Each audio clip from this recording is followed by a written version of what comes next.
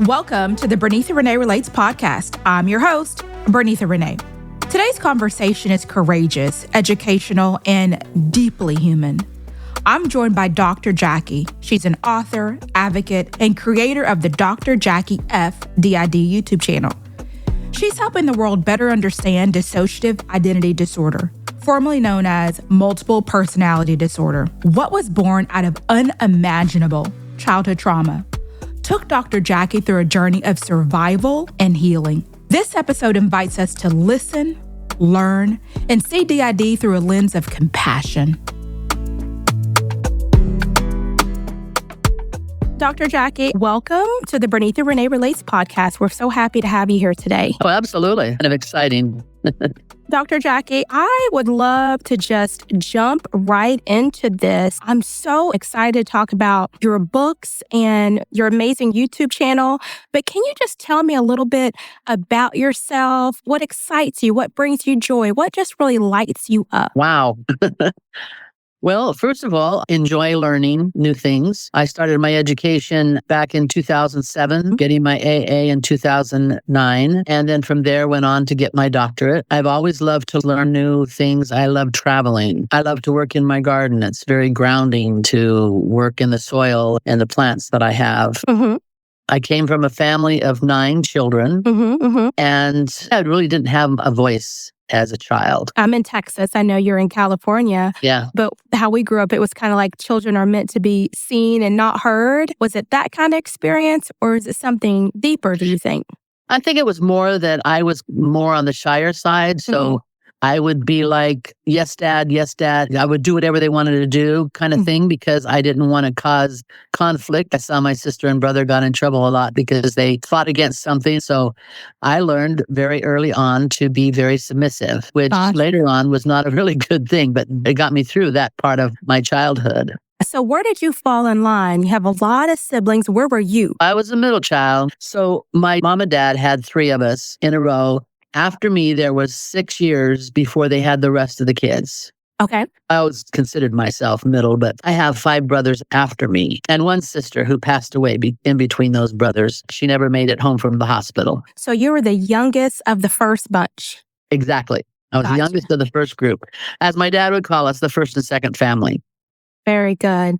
Yeah. So can you tell me a little bit about what your early years look like and how that brought you to where you are today? We traveled a lot because my dad was in the Navy. I was born in Utah. I spent my 6th birthday in Hawaii. We were there for 3 years before we came back. My dad retired in Stockton, California, where I was luckily enough to be able to spend my 4 years of high school in one place. My brother and sister didn't have that same fortune because of our travels. I did marry right out of high school. On the 13th, I turned 18. On the 15th, I graduated. And on the 17th, I was married. Wow. Yeah. Wow. You were just moving quickly. So, Dr. Jackie, it's no secret that you had very challenging upbringing. Yeah. But in your early years, maybe before you were 6 or 7, do you remember those years being more of a normal type childhood, or was it always sort of dark? Well, the thing is, Bernitha, I did not remember a lot of my childhood. I remember things like I was riding my tricycle and my dad made some comment about, because I was a chunky child, that I had 4 wrinkles between my elbow and my wrist, just made a comment about me being fat, that type of thing. I remember kids teasing me in school about my weight, calling me names. Yet was during my healing process. And those memories were not good memories. Things like swimming in the swimming pool, but then I also had abuse in the swimming pool. So, I mean, there was just so many things, but until I started getting the memories, I didn't start remembering a lot of my childhood. I see. Yeah. So before we dive into when you started your healing process and some of the memories that started to come up for you, Dr. Jackie, can you take me back to your married life? As you said, you got married pretty young. What was that like in that young marriage and raising your children? Mostly it was okay, but I remember mom telling me that, when you get married, you take care of your man will take care of you. That's not true because all my man did is want more of me What do you mean by to the that? point where I felt drained. Not that we didn't have some good times, because we did. We had 5 children, and I wouldn't give that up for anything in the world. But as I got moving through my marriage and began to feel that there was things that I wanted to do and things I needed to do, my husband was not really in step with that. My husband wanted the little girl that he married, the yes ma'am, whatever you want, hubby, that type of thing. And I started questioning that as to whether that was right. He was a bus driver, so he traveled a lot back and forth to Reno on these bus routes, and he was gone a lot of times. I started banging my head against a wall and wondering to myself, that does not seem normal. That does not seem like something a normal person should do. I actually took a test to find out if I was crazy. So you were literally banging? I would literally I would literally bang my head against a wall. I would be so frustrated that I would literally do that, which made me question whether or not something was wrong with me, like I was really crazy. Okay. So I took a test, actually, to find out if I was crazy. And the only thing I remember about the evaluation of that test was the therapist told me, he says, this is going to come strange coming from a man to tell you this, but a man will not walk over you if you don't let him. A man will not mistreat you unless you let him do it. So I got to thinking, well, I need to stop letting him do it then, right? So I would start saying things like, I really don't deserve for you to talk to me that way. Okay. And he would almost get mad. Where's it coming from? And so it started there. I tried to get us to go to therapy. He went 3 times and just decided I was the sicko. He was fine. And so I kept going to therapy. And for anyone who knows about therapy, if you go, you make changes. Sure. So as I began to grow and didn't want to accept those things he wanted me to do that I didn't like, and he wouldn't listen to the things that I did like, I had to make a choice. So on our 20th anniversary, basically, I asked for a divorce. I told him that I couldn't do this anymore. On the day of the anniversary? On the day, yeah. Wow. Well, actually went away for the weekend, and I told him, I said, I'll go, because we already had this planned. I knew 5 years before that I couldn't do this, but he had me convinced, and I believed that I couldn't do it on my own. But I just went to God and I said, look, I don't believe that I can be the kind of woman that I'm supposed to be here on this earth if I stay with him. So I've made the decision to leave. I just need to know if it's the right decision. That next morning when I got up, I felt like a burden had just been lifted from my shoulders. Wow, Dr. Jackie. Yeah, that was the right choice. As hard as it was, that was the right choice. So at 20 years anniversary, I let him know that I had decided to leave. So since then, I was able to explore myself. Who was I? Really. But even in my journals with our first marriage, a lot of my journals were like, man, who am I? I wish I just knew. What am I supposed to do? Who am I supposed to be? There was a lot of that in my early journaling. But once I got out of the marriage, there was a grieving process. Yeah. Because I lost all of that which I had figured I was going to have, the happy ever after, the watching the kids grow, that type of thing. So that was a grieving process that I went through then, not knowing that was what it was. Not necessarily the man, but the dreams that you had held on to. Exactly. Exactly. When you get married, you figure this and this is going to happen. Yeah. And when it doesn't, you've lost all that. But I have 5 beautiful kids out of it. I've got 15 grandchildren and 4 great-grandchildren out of that relationship. I would not have changed it for anything in the world. I call it my marriage 101.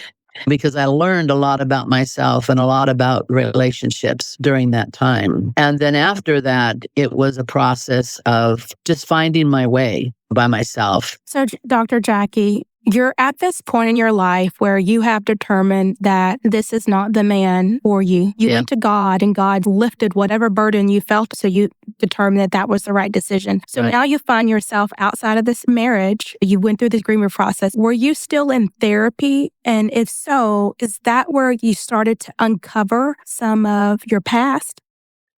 Oh, no. I only went to therapy for a little while we were married. Okay.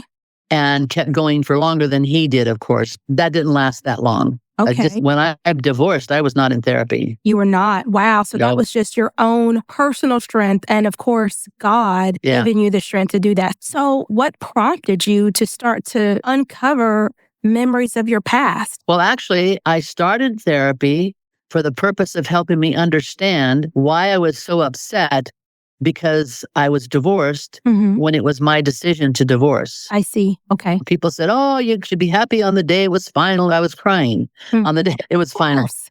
And I thought, this is strange. So my friend suggested this therapist, and I went to him for that purpose.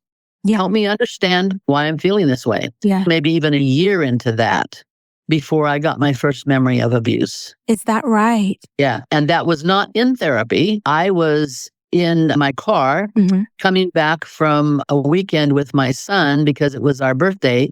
And we had gone down to LA to celebrate it. And while I was there, I met up with one of my male friends down there.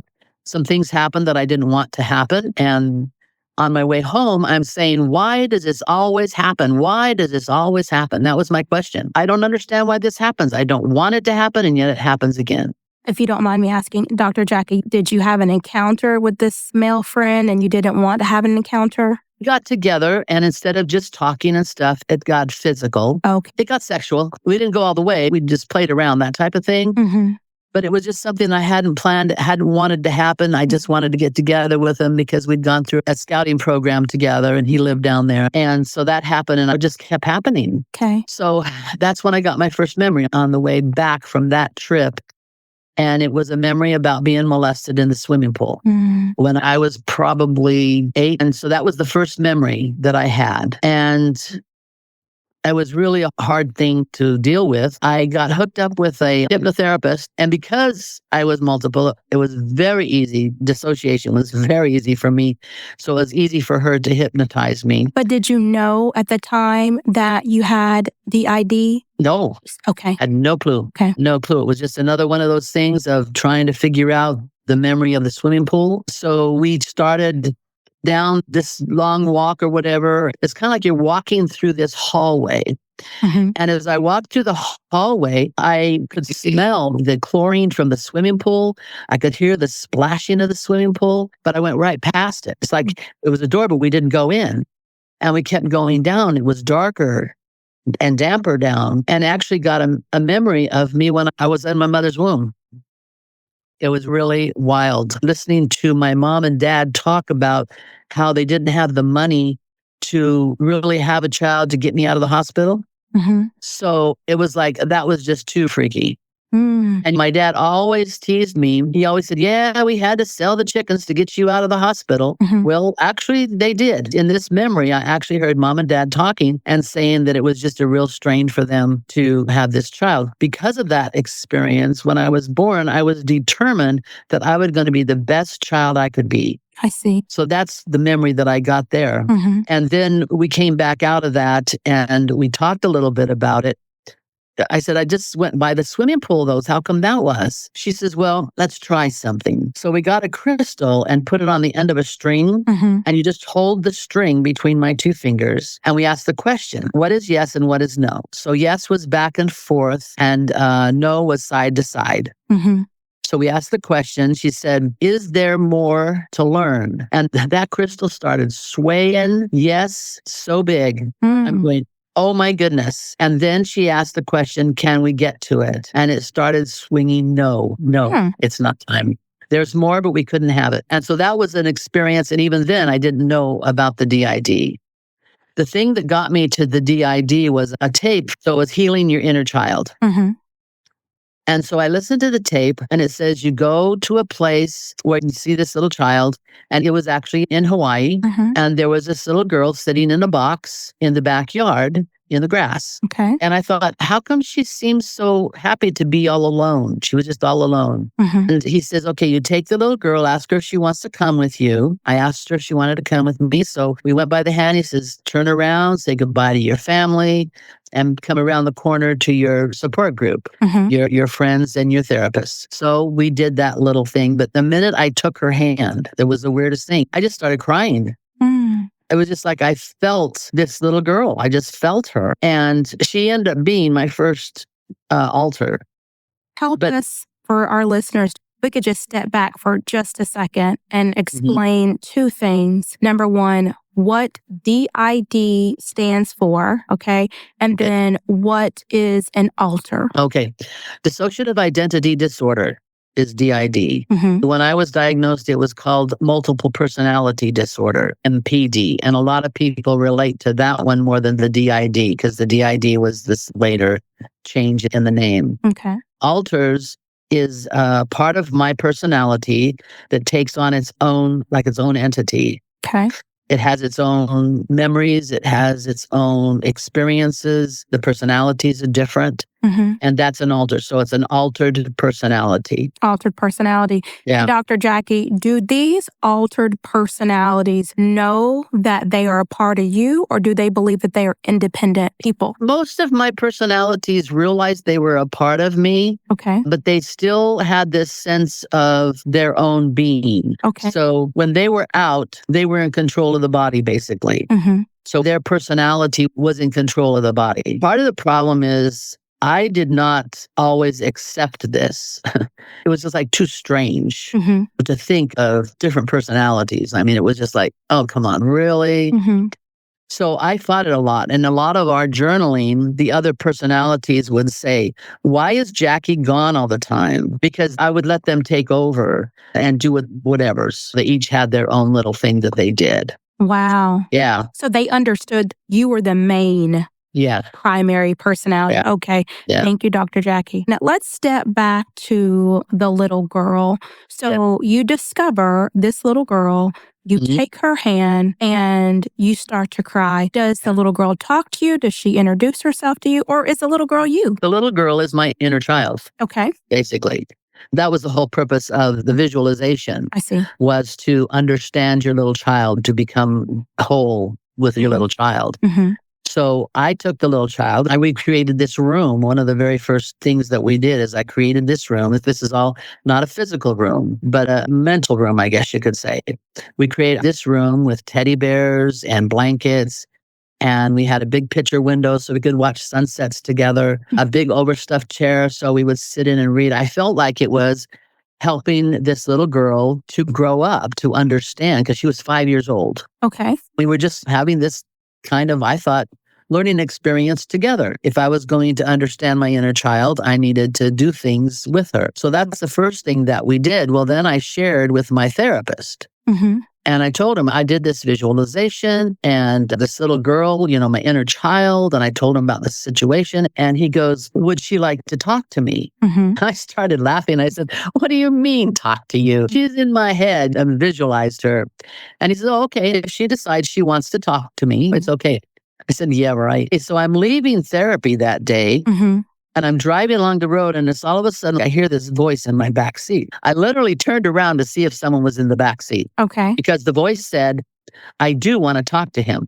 Wow. And I'm like just blown away. And I said, okay, well, just be quiet now. Don't talk to me. I'll let you talk in therapy next time. So I let her talk. And it was the weirdest thing because I'm sitting in the chair and I said, okay, she wants to talk to you, but I don't know how to do it.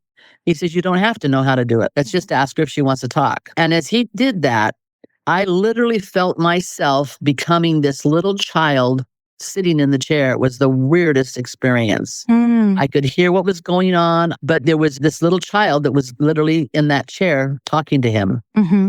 That was pretty freaky, Sure. So then the therapist got me back after we were done. So there's an adult before, we leave. So I'm driving again in the car and she says to me, I want to talk to him again. You made me say my name is Jackie and my name is not Jackie. I'm like, oh my goodness. So I told her again, quiet, don't bother me and I'll let you talk. So she did. She went into therapy and she told my therapist that I made her say her name was Jackie and her name was actually April and she was 5 years old.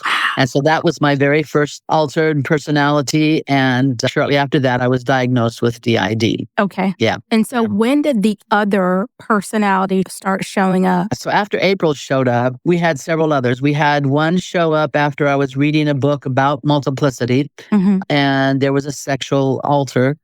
And that's when my alter showed up, who happened to be my twin. Her name was Jacqueline. And at first we just called her twin, but eventually she wanted Jacqueline. That's why I don't usually like the name Jacqueline. Okay, and this makes sense because I've heard you say twin. So she was an alter who was your actual twin. So that means she looked like you, she was the same age, all those things. She was bolder than I was. Mm-hmm.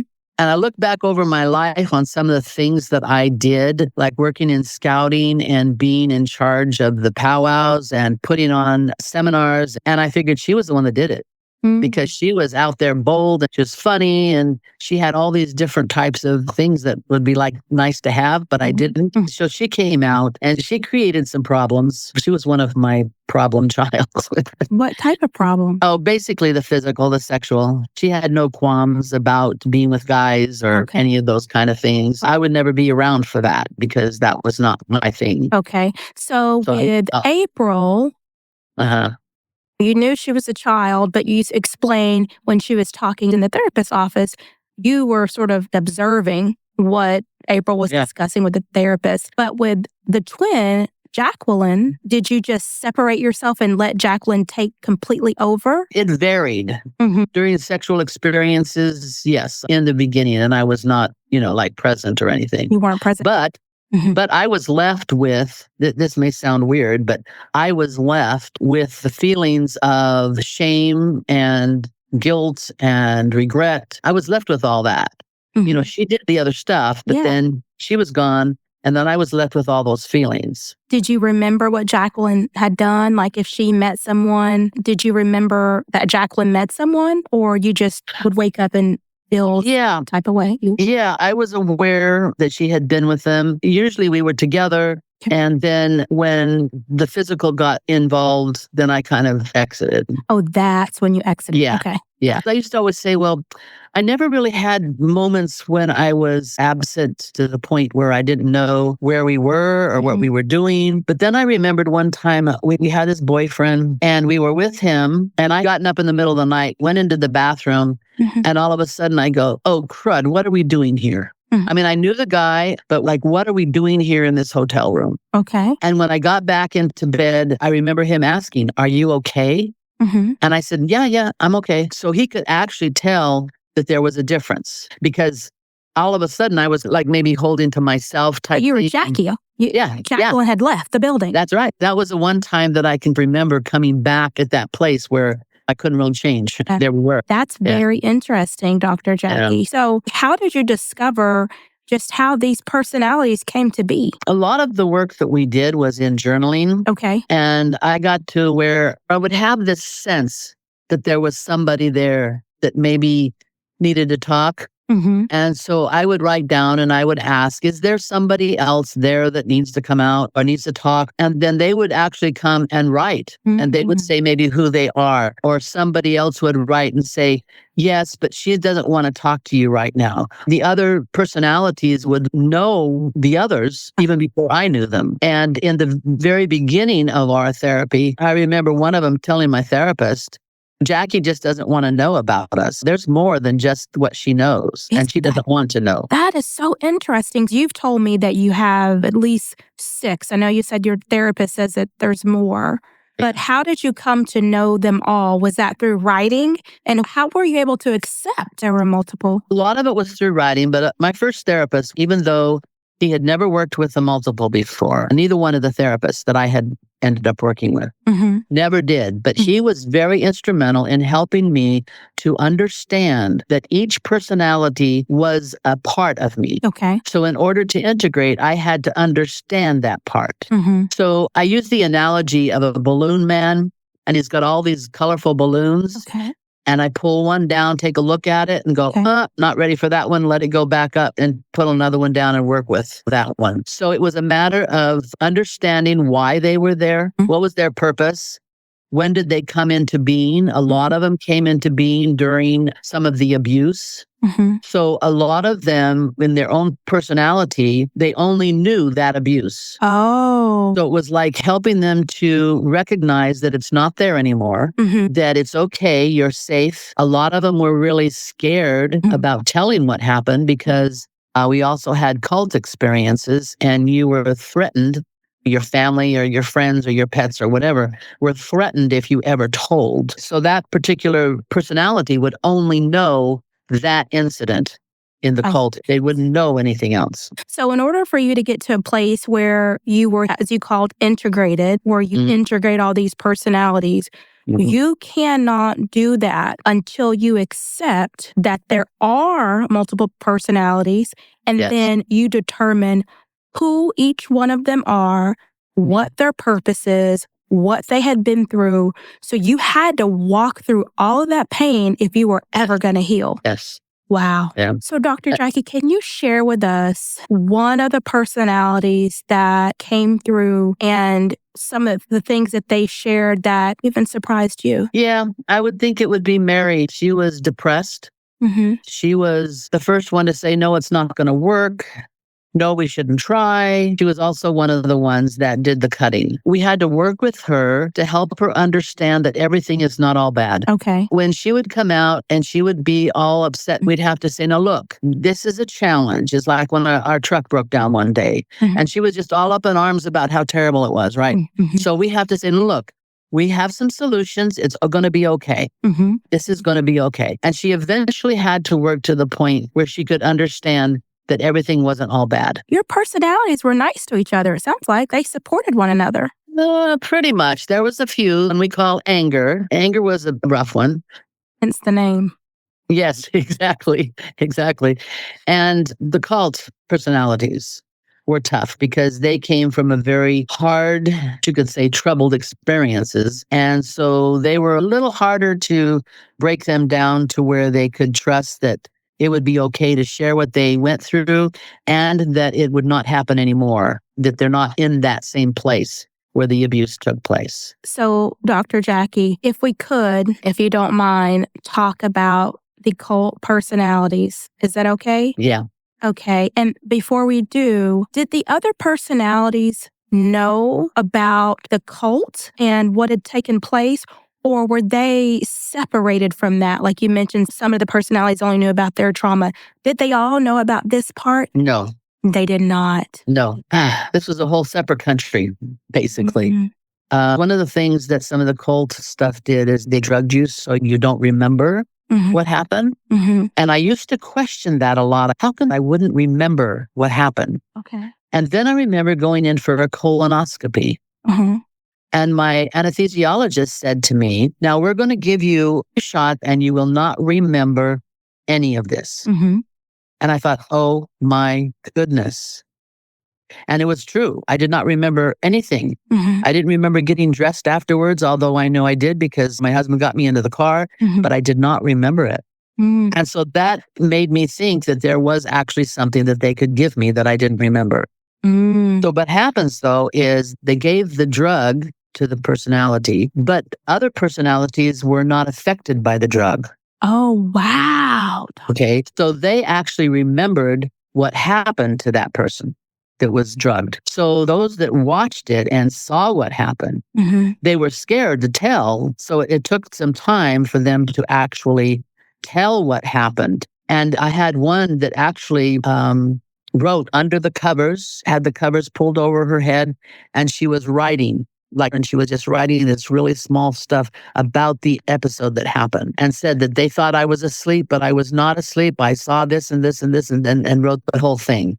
But it was scary for them to do so. And so they did it like in a secret. And we had several of those incidents where they had to feel protected while they were telling this because they were warned against telling. And so there was a lot of that within the cult experiences, really helping them to understand that it will never happen again. Nobody's going to come after them. Nobody put anything inside of you to track you because there was all these things that were told to them. That's what they were told. There's something inside that would be able to determine if they told anybody about what happened. Yeah, that they would know if they told. And so when they told, did they tell in a therapist office or did this also come out through your writings? Usually those kinds of things were done at home. In the privacy of our home. The cult things that came out in therapy were more like there was a group of personalities that had been involved in the cult, different cult things that had happened. And they were hiding in a basement.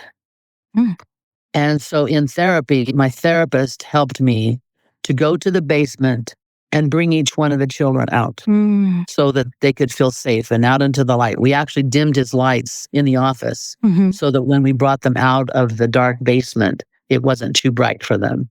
And was this a real experience? Were you at one point in a basement? No, I think this was more that's where they hid. That's just where they hid. Yeah, because in order to protect themselves, they had to do something. So a group of them hid in a basement. I guess you could say a virtual basement. A virtual basement. Yeah. So we virtually and literally, but it's really weird, kind of hard to explain a little bit because it's not like a real person, but yet going in that basement, it was scary to go in. Sure. And it was scary to pull them out. And it was a personality that I'm pulling out of this basement. And there was a bunch of little kids in there that we were pulling out. Because they're a part of you, you feel what they feel. Is that right? Okay. Yeah. And so, Dr. Jackie, how are you put into a cult? Well, when I was very young, actually it happened in Hawaii, there was a member of our church, unfortunately, that said he had this program that he was working with children, this intense learning experience of the gospel, of the scriptures, if they would stay in the church longer. That was his preface for his program. And so he asked my parents if they would approve to let me go do that. My parents have no recollection of this. One of the memories that I had later on, I saw where the people had to come in and talked with my parents. They paid them money and they hypnotized them. So I was like around the corner watching what happened. Because my mom always said, no, we never let your kids go anywhere. And I would have had to been gone for at least a week, maybe a couple of trips. I don't know. I never really figured out timeline-wise whether it was just the whole week I was there or what. But my parents have no recollection of it. Of being paid. Of my going there even. Of you going there. They have no recollection. They were doing things with bugs. When I came home, my eye was swollen and I was bit by a bug of some sort, but my whole eye was swollen. And my mom took me to the doctors and everything, but it was just like I'd been playing out in the yard or something and got bit by something. But it actually happened at the cult. Because I had a family, I think that's the reason I stayed alive, because there were other children that we witnessed their death. And anyway, if they didn't die, they disappeared afterwards. And I figured the thing that saved us was the fact that we had a family. And I think maybe some of them didn't have a family. I don't know. I don't know that answer to that question. I do know that because I had a family, I would get to go home. And you were warned. And they gave us some kind of a juice, which I'm assuming had something in it before we left, but even while we were there. But yeah, I think that's why I stayed alive. And because of God. I wasn't supposed to die. Of God. Absolutely. Yeah. Do you remember leaving your home and going to the trip? No. Remember being there. Don't really remember leaving the house. It was kind of up in the hills away from where we lived. But the cult stuff started with the guy in the swimming pool, that first molest. Is that right? And he actually took us to his apartment one time. And that was the first cult experience that we had, was there with him. How is he able to get you and take you to his apartment? Yeah, good question. Because when we were in the pool, when he had molested me, I started screaming and he told me if I didn't stop, he'd let me drown. Of course, I'm a little kid, so, you're going to believe it. Well, he did. He let me go and I started to sink. And this wasn't all in one memory. This came in several different pieces of the memory. And someone had asked him if everything was okay. And he said, oh yeah, it's fine. She just got scared, And he gave me some kind of a blue pill. The blue sticks in my head. But he gave us this pill, which basically calmed us down, obviously. And then he took me home. And, where was my parents? Where was mom and dad? Dad was in the Navy. He was working. My mom at that age, I don't think was working. But the swimming pool was close to where we lived, the public pool. At that day and age, I should say, it was usually safe for us to go someplace close to home. So I don't remember where mom was involved. Around about what decade was this? I was graduated in 1967, so it had to be in the 1950s. And had you already met him through church? Were you already acquainted with him? No, it was just a man asked me if I knew how to swim. I said no. He said he'd teach me. I see. He was the one involved in the cult and approached your parents. Is that right? No. He's not the one that approached my parents. This was later. This was when I was older. Because when it first happened, I was in Hawaii, so I had to be between 4 and 5. Oh, wow. When the first cult thing happened, where they approached my parents. This was later on. We were living in Long Beach. Mm-hmm. This is just an assumption on my part that maybe it was because the connection of knowing where my dad was stationed or moved, or because the Navy, if there was that kind of a connection. That makes sense. I don't know for sure, because I wondered, how did they end up finding me there? Because I was older there. Yeah, I was going to school there. Mm-hmm. I would have been closer to maybe 8. Okay. And so they know your mom, while she was married, she was almost kind of like a single parent because your dad was stationed away a lot. Yeah, he was gone like a couple of years. Oh, he was on one of the ships. And that's what I found out. Us kids were about 2 years apart. I thought it was a genetic thing, but no. He was not there. Yeah, that makes perfect sense. Dr. Jackie, you had this terrible experience. Did you tell your parents about what had happened in the pool, or that he took you back to his place? I don't remember about telling my parents at that point. Mm-hmm. I had already been indoctrinated enough not to tell. Because back when I was 4 and 5 in the cult experience there, they had warned you not to tell. I tried telling my parents one time. I don't know if it was the first time or not, but I remember telling my parents one time, and they just said, "You're just making that up." They didn't believe me. And that was hard, because who else do you tell at that point? And so they didn't really believe that it happened. So I guess if they didn't believe it happened, maybe it didn't really happen. When you kind of do that in your head, maybe I did make it up. But one of the things about the cult experiences is it's so horrific that nobody would believe it, because somebody would never do that to a kid. It was just kind of like useless to say. And then you were warned not to. And it sounds like they were preying on people who were very vulnerable. Your mom, people had kids at a younger age back then. She's taking care of kids essentially on her own. And, your dad's away and you're vulnerable. And then it's, like you said, very hard to believe. And then for the other children who you said didn't even have families, they're certainly the most vulnerable.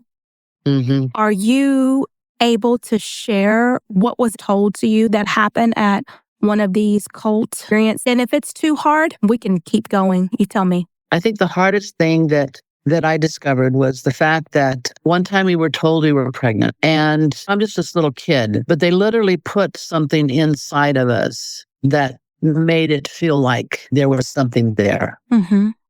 So then they had this infant. I don't know where they got an infant, a young child, but they made it seem like I had birthed the baby. Mm-hmm. So we were told to take care of the baby, and the baby would cry. Mm-hmm. They didn't give me food to feed the baby. They didn't give me anything to take care of the baby, but the baby was crying. Mm-hmm. And so they take the baby away and told me that I didn't do a good job. Mm-hmm. And they ended up killing the baby. And that put some guilt on, And through time, I learned that I could never have done it right, because they didn't give me what I needed to do it right. But then it was like feeling like you weren't good enough, that you didn't do right, all of those issues that go into you when things like that happen. Yeah, but it was torturing you. Yes. Just like they were torturing the baby. It was pure torture. Yeah. And why did none of that stuff show up at doctors or anything? Because they made sure that they didn't scar me in any way. You mean like physically scar? Yeah, they didn't cut me or do anything like that. The worst thing that I went to the doctors was when my eye got swollen. Mm-hmm. And it wasn't until I got memories that I realized it was during that scary thing. And unfortunately, I got bit. Most of the time, it was internal, physical, mental brainwashing, that type of thing. But I think that was one of the most horrific experiences that was shared. If I had not written all of this stuff down, Bernitha, I could just say it didn't really happen because it's so weird. But I have 12 years of journals of stuff in my therapy, stuff we worked on at home, the different altars and the conversation, confusion, all of that are in my journals.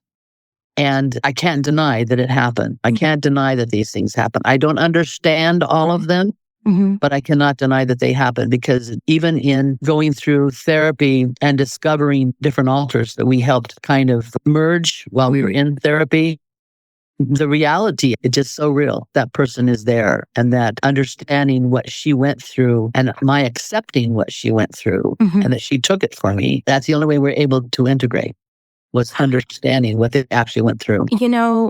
Even in what you're saying, Dr. Jackie, as horrific as, and I'm so sorry that happened to you, Dr. Jackie. I really am. Truly, truly. Yeah. It was tough. I still see God in all of it because yes. I cannot imagine anyone, an adult, let alone a child, being able to cope with that type of trauma. And so it sounds like there was just this split that said, I'll take this for you and I'll put it here in this personality so that you can go on. Exactly. And so although I can see how it affected you in a negative way as you got older, I can see how it helped you. I don't know if your personalities can hear me, but if they can, I just want to say thank you. God bless your personalities for helping Dr. Jackie. I'm so grateful for you because you allowed her to get through that, and that allowed her to be with us here today. Thank you. Yeah. Yeah, I have always believed in God and that things happen for a reason. And there was a point when I said, okay, God, I can't do this anymore. Yeah. I'm done. I just cannot go through this anymore. It's too hard. It's too unreal. I can't do it. And the answer that came to me is, once you get through this, you will be whole. Okay. Yeah. So I believe with all my heart that I went through it so that I could help others go through it. That I can communicate with others on a level of saying, I know what you're going through. Yeah, because how many people can? Even your therapist, God bless them. But like you said, they'd never experienced anything or heard anything like this before. And yeah, you have people who are medically trained, but it's like so many things. What helps people is people who have gone through things. I'm definitely grateful for how God is using you. That's absolutely amazing. So can you move us ahead, Dr. Jackie? When you were initially diagnosed, was it even called DID then, or was it the multiple personality disorder? Yeah, multiple personality disorder is what it's called when I first got diagnosed. And how did you feel when you had a diagnosis? Well, actually, I was kind of excited. Okay. Because I felt like throughout my life, I was just like wishy-washy. I could be really happy, and then I could be really depressed. And I just felt like it was so up and down all the time. Yeah. So this made sense to me. I'm like, oh yeah, this really makes sense. Yeah. But I quickly learned that not everybody was as excited as I was. Why do you say that? I literally had someone back away from me when I told them that I had multiple personality disorder, as if I was going to hurt them or harm them or something, Well, you know what, Dr. Jackie? It's unfortunate, but I can understand and almost relate to that individual because, number one, most people, even in 2025, are uneducated about DID. As a matter of fact, I did not even know that it was no longer called multiple personality disorder until discovering you. The first time I myself had even heard of anything like this, I remember being a kid and watching I Love Lucy. And there's an episode of I Love Lucy where she was pretending like she was hypnotized and all these personalities start coming out. And there was a doctor who was acting like he was helping her with all these personalities. So it was made into a joke, Yeah. It was made into a joke. I'm sure I was probably like 6 or 7, but I was laughing right along with the audience tape that they had. So it was made into something that was not serious. Even now, understanding that these type of things occur because of deep trauma. And then any other exposure I've ever had to it, Dr. Jackie, has all been in horror movies, right? Yeah. And so we're conditioned, unfortunately, to believe that there's something scary about it. And if someone has DID, that one of the personality is, a serial killer. Yeah. And the other one's nice. And the other one's nice. Yeah. Yeah, that's the big problem with the falsehoods around DID, is believing that you can't survive in the world, you can't hold down a job, you can't do any of those things because of the personalities. Well, granted, it makes it hard, I mean, I took a teddy bear to work with me just in case one of the children came out. I had something to comfort, that type of thing. And I wore tight pants underneath my dress for the male personalities who didn't like dressing up. They would rather have pants. Yeah. So we did a lot of things to adjust for the personalities, make everybody feel comfortable. Were you doing this before, or was it after your diagnosis when you understood the personalities and then that's when you started to accommodate for them? Oh, yes, after. I had no clue before. I imagine it would just be absolute chaos. What was going on before your diagnosis? Well, before my diagnosis, I didn't know the difference, right? Oh. The way I was the way I was. So I was depressed today. Tomorrow, I'm really happy. That was just the way I was. There was no real separation of that feeling or emotion. Oh. So my personalities stepped in when they needed to step in and did what they needed to do. And they did it without my even knowing it. That was who I was. Okay. Yeah. So it wasn't until I started to learn that there were personalities that I began to try and understand and in integrating, trying to make them feel comfortable, help them to be in the world, that we're in now and not in what they were in. A lot of the times when a personality would come out, it was as if they were where they were, being abused. So different things would trigger them. I used to have a friend and I would visit there and there was this, I don't know if it was next door or in her apartment, but there was a baby that was always crying, always crying. I would get so frustrated. I could not stand hearing that baby cry. Then when I got my memory of the baby in the cult, I understood why it had upset me so much. Sure. But until I got that memory, I had no clue that's why I was upset. Okay. Some people say, well, it's in the past. You should leave it in the past. Well, yeah, you should leave it in the past if it doesn't come up and slap you on the face as an adult. Right. You don't need to look at it if it's not bothering you. But if you're doing something, then you feel like, why did I keep doing this and doing this and doing this? You got to understand what happened, what triggered. And so that's how a lot of the personalities came out, was triggered by something that was going on. Then all of a sudden I got this personality and I go, whoa, wait a minute. We need to discuss this and then begin to work with them. But you can't work with them until you know they're there. What's the process? They show up, we find out who they are, what they were created for, and help them to come in today. And for me, the host personality, to accept them as myself. So there was that process too. What was some of the turning points to help you move forward in integration and recovery? Was it that acceptance? I guess you could say that was the biggest thing. Me stop fighting it. Stop fighting that it was real. I remember telling my therapist one time, I said, this stuff is not real. I just made it up in my head. He says, why do you say that? I says, because it's crazy. It is just crazy. Of course I made it up in my head. It can't be real. He says, well, tell me this. He says, if you're going to make something up, why wouldn't you make something up like princes and castles and nice stuff? Why would you make up this horrible stuff? I says, because I'm a sicko. But there was times like that when I just wanted it not to be true. But once I decided, okay, this is what's going on with me, I have to figure out my life and I have to figure out why these guys were created to protect my life, because that's why they were created, to keep me alive. Because you get into so much trauma, your brain, your body, you can't handle that. So it's a protection mechanism to create the DID. And not everyone that's molested or abused or trauma creates DID. It comes from an excessive continuation of abuse, not just something that happens a few times. So not everybody develops DID. Okay. In your experience or what you've come to know, prolonged abuse, trauma, most likely not an inappropriate touch. You're not going to have DID from that. Is it usually pretty extensive, traumatic type of abuse like you've talked about in your books? Is it usually that kind of abuse or? Yes. Yes. And the hard thing about abuse is when you are abused, there are the feel-good parts, right? So when they're touching you, they stimulate senses that you have no control over. It's biology. You respond, exactly. You respond to that sense of touch. So you feel guilty. I see. You're in this situation, you feel guilty because you feel good, basically. You're stimulated. And when you're a child, you don't know that you don't have any control over that. There was so much shame and so much guilt about feeling good while these terrible things were happening. I see. And we had to work through that. We had to help them understand that they had no control over that.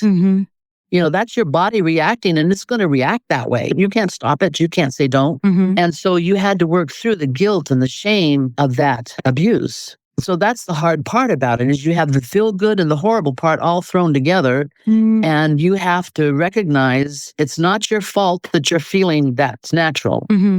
So those are all the things you have to overcome in abuse. That makes sense. Would you say that's one of your key practices in your recovery, is just acknowledging just the physicality of it, like the biology of it, and that you have no control over that, and then accepting that, helping yourself remove that shame? Are there any other practices that have helped you in your recovery? A sense of community, a sense of love.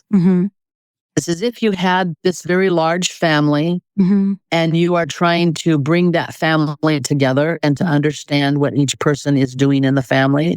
Journaling was one of my greatest helps in integration, because I would get this feeling that there's someone there that needs to talk, but I don't know who it is.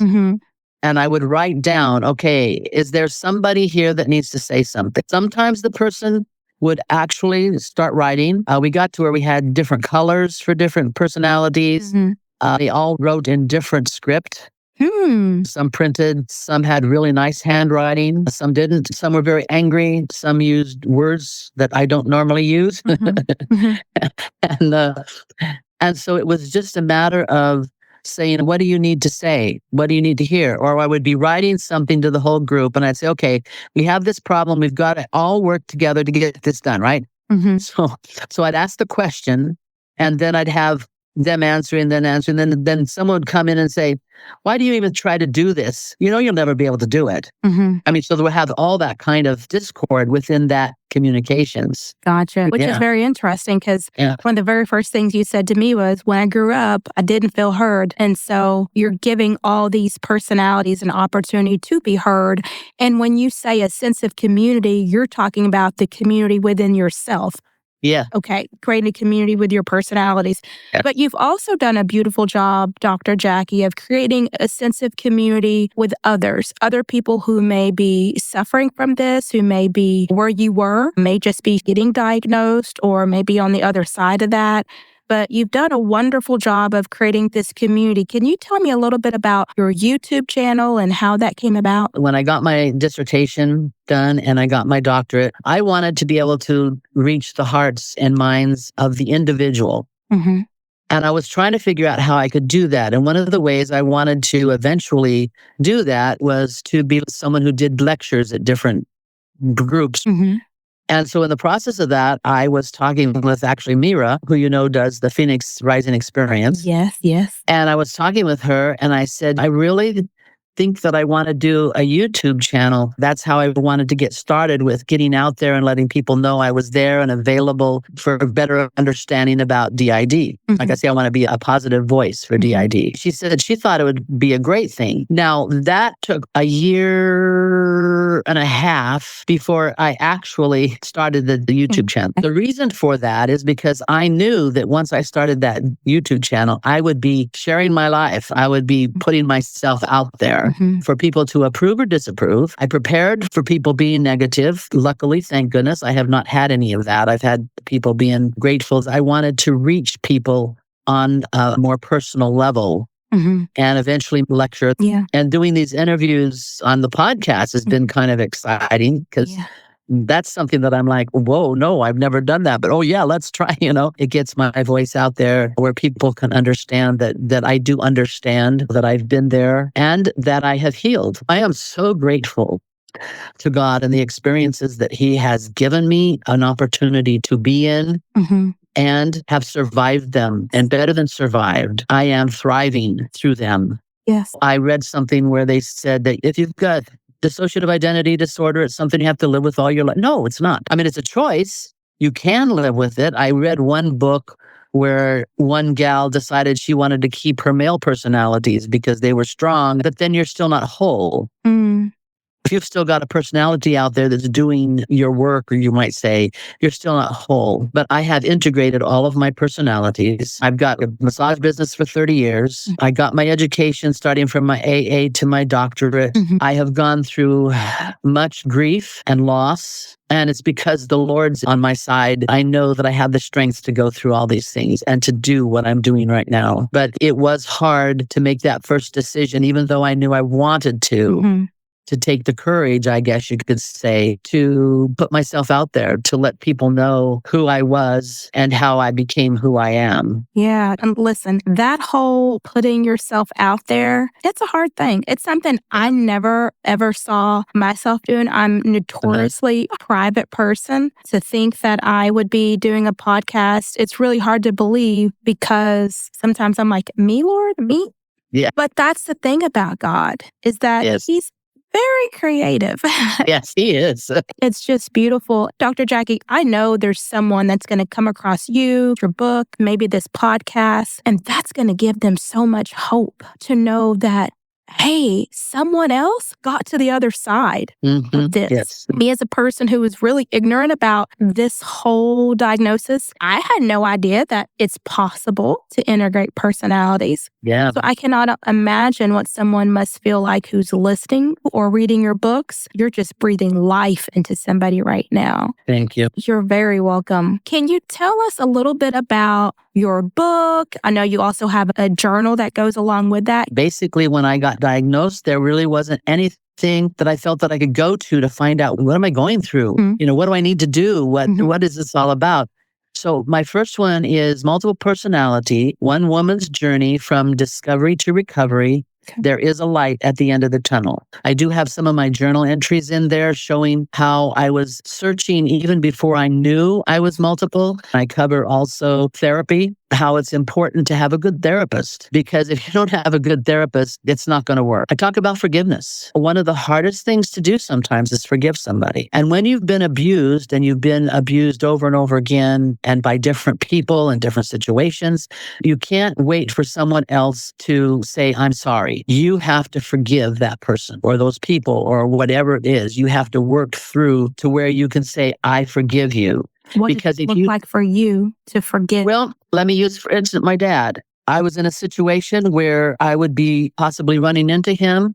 And I thought, okay, what are you going to do when you run into him? Are you still going to be angry at him? Are you going to just let it go and forgive him, knowing that things happen to him in order for him to do the things that he did? And that's not excusing the person who abused you. What it is it's saying, I forgive you. You did this, but I forgive you for that. Deep down in my heart, I'm not going to hold that against you at all. It may not mean you want to have a relationship with that person. No. To me, it's almost like a letting go. Yes, exactly. In the past, in your books, you've talked about that your father was one of your abusers. Yes. Is that right? Yeah. I had to let it go. And all the other things that happened in my life, because as I look back on it, and I think, I don't know how you survived this whole thing, actually.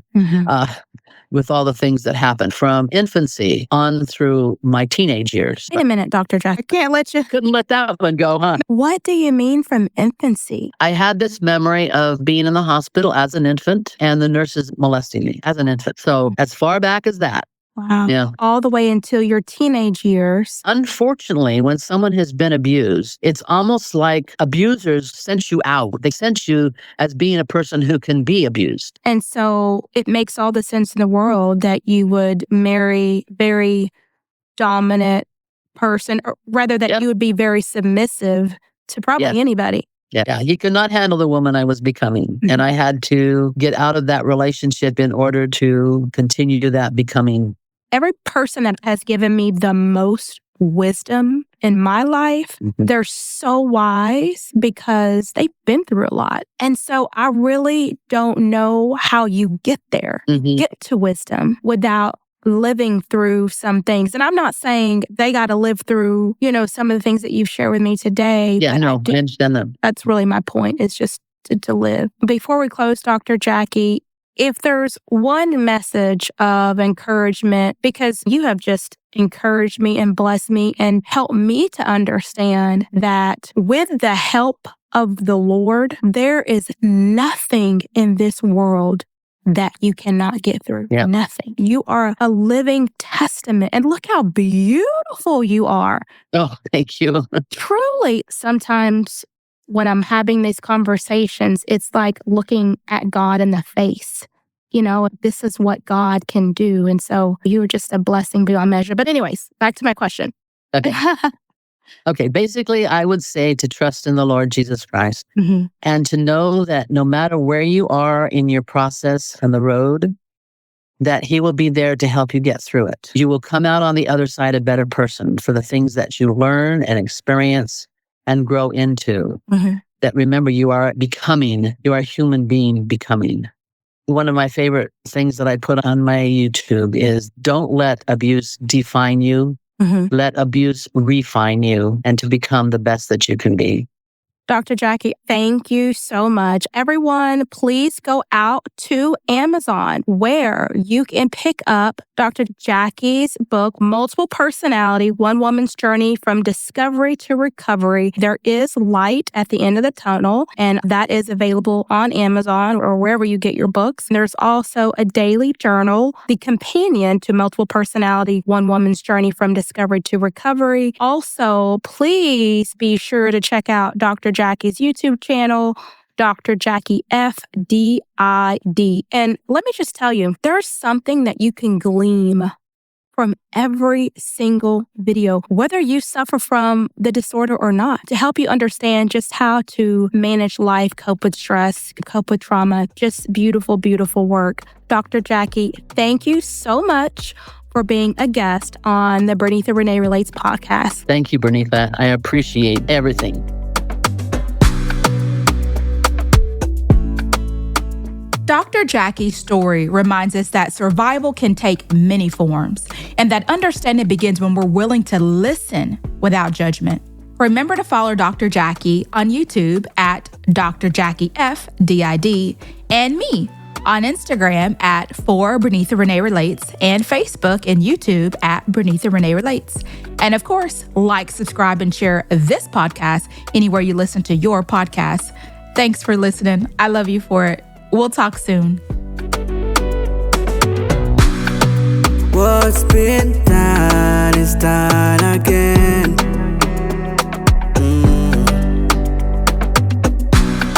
Same old story, different man.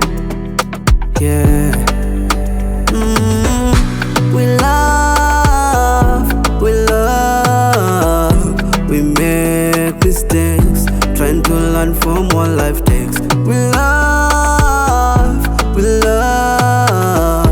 We make mistakes, trying to learn from what life takes.